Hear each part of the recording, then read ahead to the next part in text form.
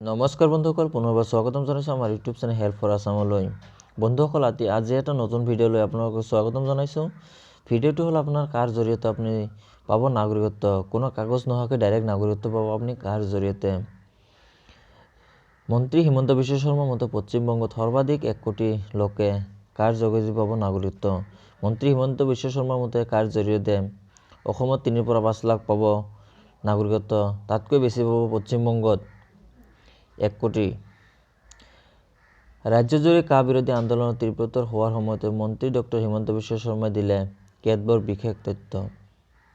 নাগৰিকত্ব সংশোধনী আইনৰ সম্বন্ধিত বিধি প্ৰচাৰত কাম ইতিমধ্যে আৰম্ভ কৰিছে চৰকাৰে। ৰাজ্য চৰকাৰে বিধিসমূহৰ কেনে হোৱা উচিত সেই সন্দৰ্ভত এক প্ৰতিবেদন কেন্দ্ৰীয় গৃহ মন্ত্ৰালয়ে প্ৰদান কৰিছে বুলি জনায় মন্ত্ৰীয়ে। তাৎপৰ্যপূৰ্ণভাৱে এই বিধিত সমূহ ধৰ্মীয় অত্যাচাৰৰ কোনো চৰ্ত নাই। আবেদনকাৰীয়ে ধৰ্মীয় অত্যাচাৰৰ প্ৰমাণ দিব নালাগে। আবেদনকাৰীয়ে কেনেকৈ বাংলাদেশৰ থানাৰ পৰা প্ৰমাণপত্ৰ আনি দিব পাৰে, বাংলাদেশেও কিয় দিব তেনে প্ৰমাণপত্ৰ। এই প্ৰসংগত ওলটাই সাংবাদিকক প্ৰশ্ন কৰে মন্ত্ৰী ডক্টৰ হিমন্ত বিশ্ব শৰ্মাই। মন্ত্ৰীয়ে জনোৱা মতে আবেদনকাৰীয়ে কেৱল 2014 চনৰ 31 ডিচেম্বৰৰ আগতে অহাটো সুনিশ্চিত কৰিলেই হ'ল।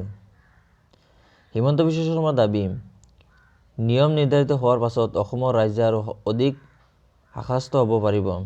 কাৰণ তেওঁলোকে গম পাব অসমত 3 লাখৰ পৰা 5 লাখহে লোক আহিব।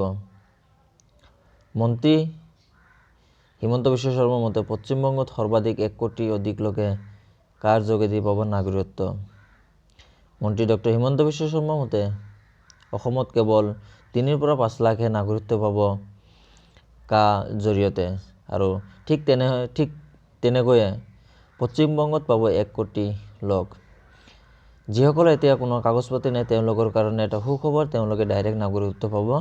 যদি তেওঁলোকে 2014 চনৰ 31 ডিচেম্বৰৰ পূৰ্বে ভাৰতবৰ্ষত আহিছিল, তেওঁলোকৰ কাৰণে এটা সুখবৰ। তো ভিডিঅ'টো এইখিনি আছিল। যদি ভিডিঅ'টো ভাল লাগিছে লাইক কৰিব, কমেণ্ট কৰি দিব, শ্বেয়াৰ কৰি দিব, চেনেলটো ছাবস্ক্ৰাইব কৰি দিব আৰু তাৰ কাষতে থকা ঘণ্টিডালো টিপি দিব নাপাহৰিব। তো পুনৰ লগ পোৱাৰ আশাৰে আজিলৈ ইমানতে, বাই।